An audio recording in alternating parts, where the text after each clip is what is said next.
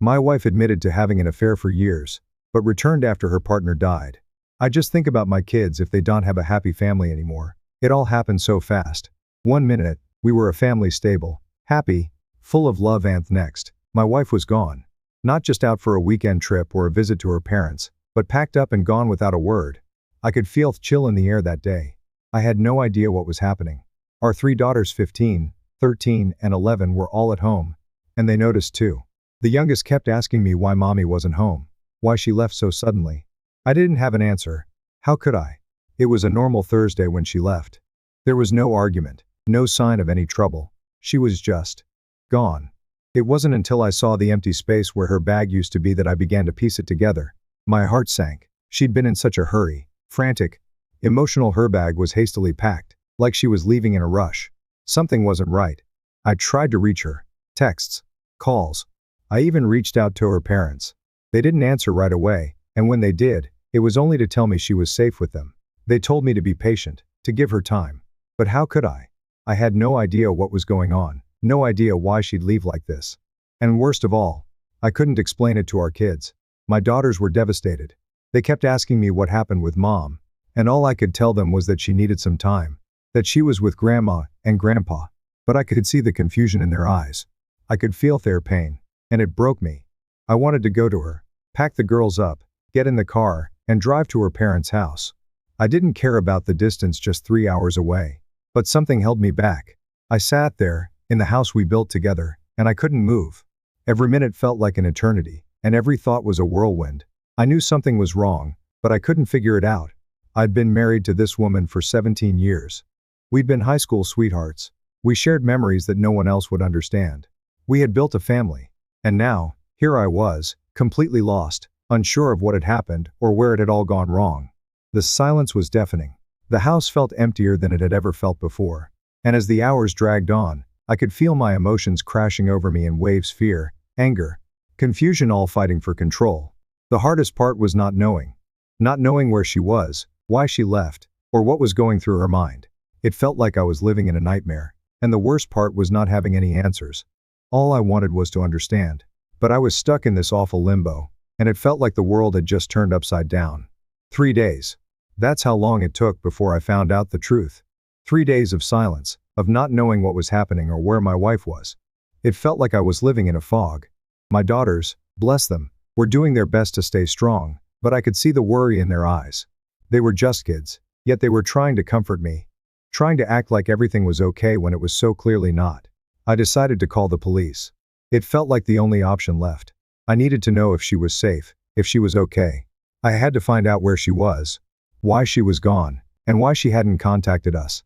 The police did a wellness check. It was the hardest thing I've ever had to do, but I had to.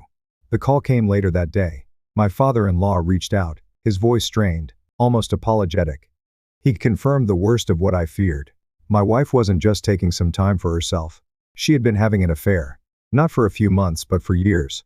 The truth was ugly, raw, and painful. She had been seeing someone else for at least 2 years, possibly longer. My mind went numb. How could I not have known? How did I miss all the signs? I thought we were happy, that our life together was solid. We had 3 beautiful daughters, a home we built together, and so many memories. How could she betray all of that?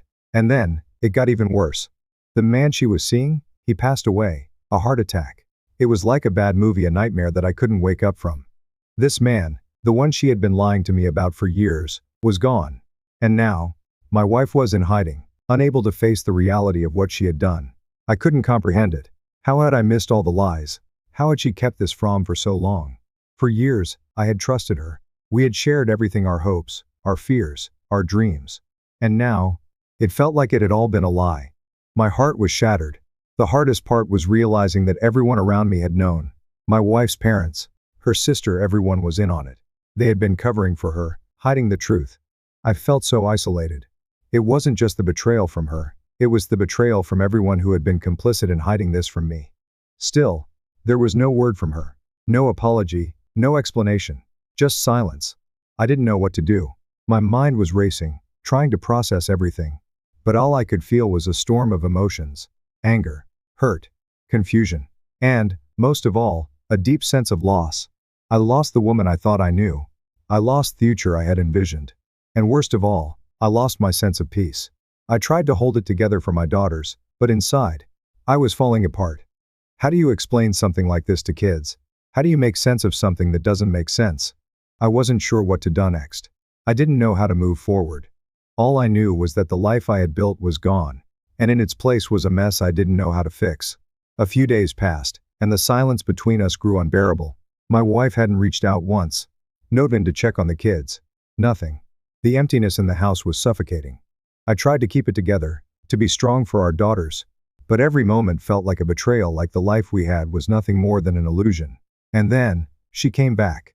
She walked through that door like nothing had happened, like everything was normal. But nothing was normal. Not anymore. I was numb, my heart heavy with questions I was too scared to ask, too afraid of the answers I might get. She tried to greet me, to give me a hug, but I turned away. I couldn't do it.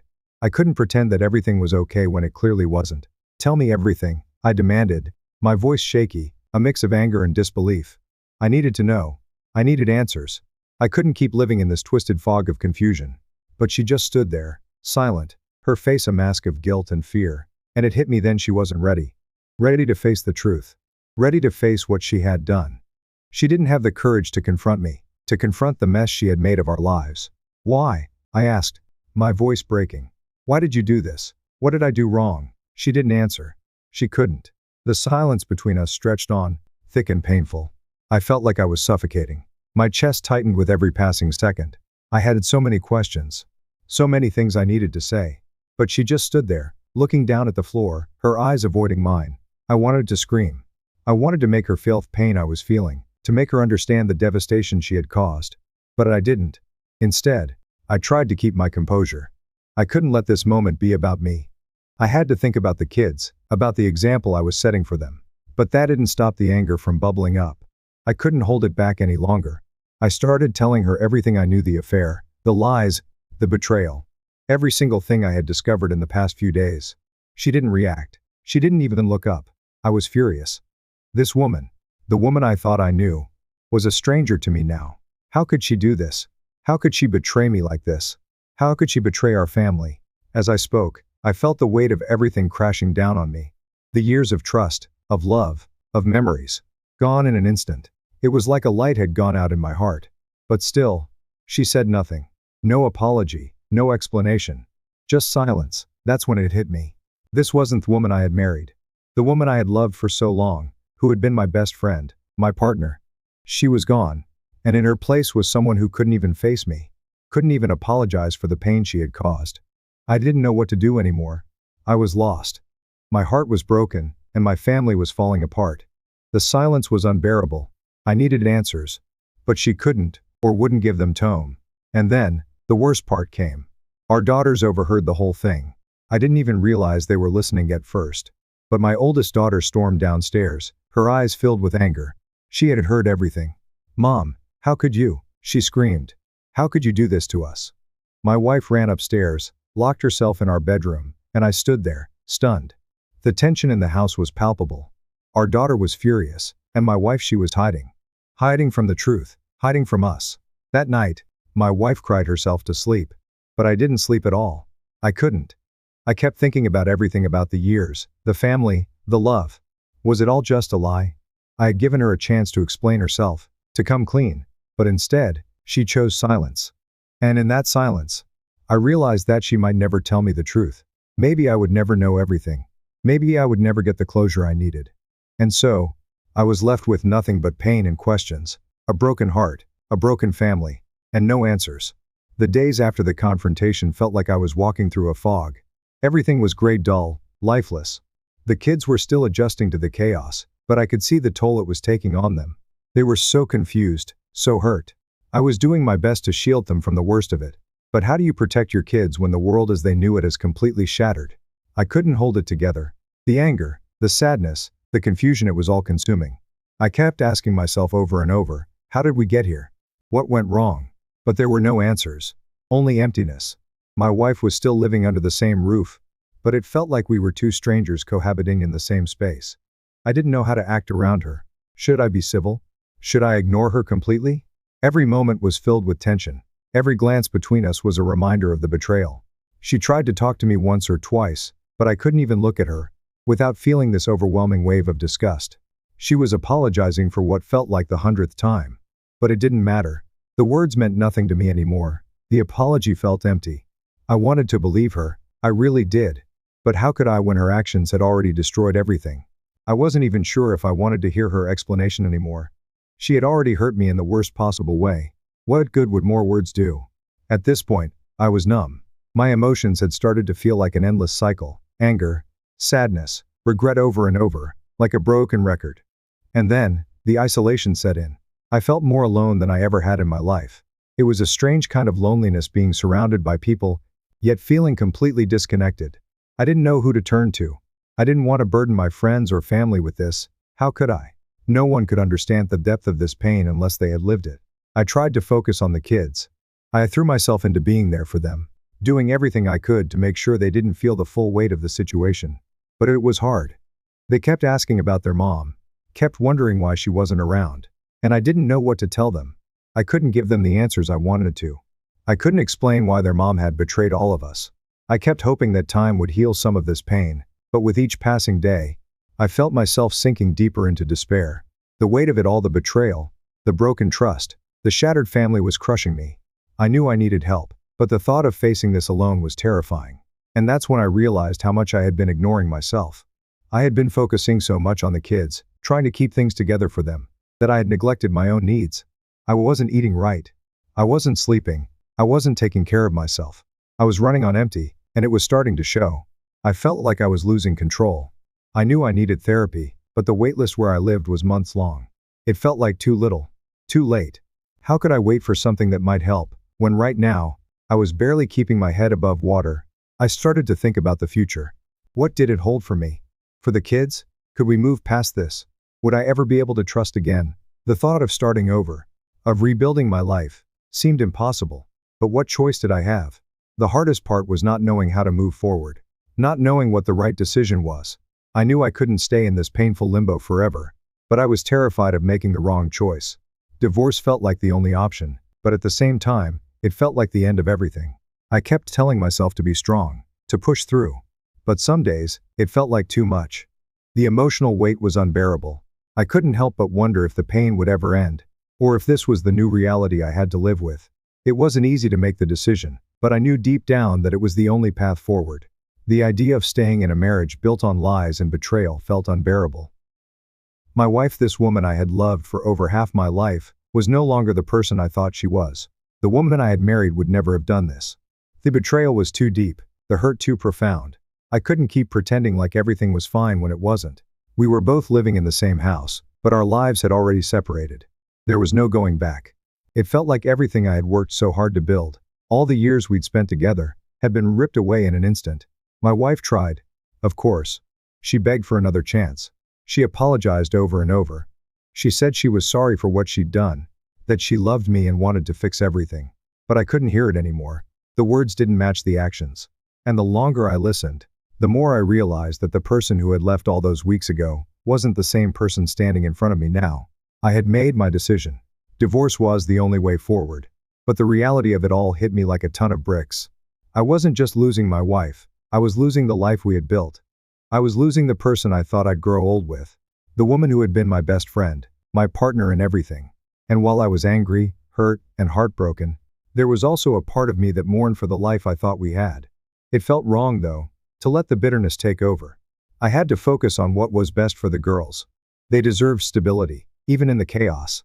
I had to put on a brave face, be the parent they needed, even if I was crumbling inside. But the pain didn't go away. Every time I saw her, every time she tried to speak to me, I was reminded of the hurt she caused. It was like a wound that wouldn't heal, no matter how much I tried to ignore it. She had moved back in briefly after I demanded she explain everything. She said she wasn't ready to tell me the full truth, and I couldn't force her to open up. But I could feel the walls between us growing higher, thicker with each passing day. Every time I looked at her, I couldn't shake the feeling that nothing would ever be the same again. It was like I was living in two different worlds. One where I was still trying to keep everything together for the kids, and another where the betrayal was eating me alive, one piece at a time. I had asked for clarity, for an explanation. I thought that hearing the full truth would give me the closure I needed, but when it came, it only made things worse. She revealed more about the affair, about the lies she had told me. And with each word she spoke, I felt the weight of it grow heavier. And yet, after everything, after all the pain and anger, she still wanted me back. She still wanted to rebuild what we had. But could I? Could I really forgive her? I found myself wondering if we could ever go back. Could we rebuild from this? Could we find a way to move past the hurt and start over? But deep down, I knew that the trust was gone. The love had been tainted. It wasn't the same. And so, I began the process. Divorce papers were filed. The end of everything we had worked for. The end of the life I had imagined for us. But even as I made the decision, it didn't feel like relief. It just felt like the final chapter in a book that had already been torn apart. The day the divorce papers were officially filed felt strangely empty. For all the buildup, all the pain, I had expected something more, a sense of finality, of closure. But instead, there was just silence. The reality of it all was overwhelming. We were finally taking the step that had seemed inevitable for so long, but now that it was here, I wasn't sure what I was supposed to feel. For weeks, my life had been a whirlwind of emotions: anger, sadness, confusion. Every day had been a battle to keep my head above water. I had tried to focus on my daughters, tried to be strong for them, but there were moments when the pain would consume me. When I would cry out of sheer frustration. When I would scream into my pillow in the middle of the night because the weight of it all was just too much. It wasn't just the betrayal that hurt. It was the realization that my entire life had been built on lies. Everything I thought I knew about love, about trust, about partnership, it had all been turned upside down. I didn't know who my wife was anymore. The woman I had loved for so many years seemed like a stranger, and I wasn't sure if I could ever trust anyone again. But through it all, I had my daughters. They were the only light in this dark tunnel. Their laughter, their smiles, their need for me, they kept me going. I had to keep going for them. They deserved better than this. They deserved a future free from this chaos. And I promised myself that I would give them that, no matter how hard it was. In the weeks that followed, things began to settle into a routine. My wife had moved out, and the tension in the house eased a little. But the void she left behind was still there. I could feel it in every corner of our home, in every quiet moment. I wasn't sure how long it would take for things to feel normal again, but I knew it would take time. I started therapy, slowly but surely trying to heal from the wounds that had been inflicted. It wasn't easy. Some days, I wanted to give up.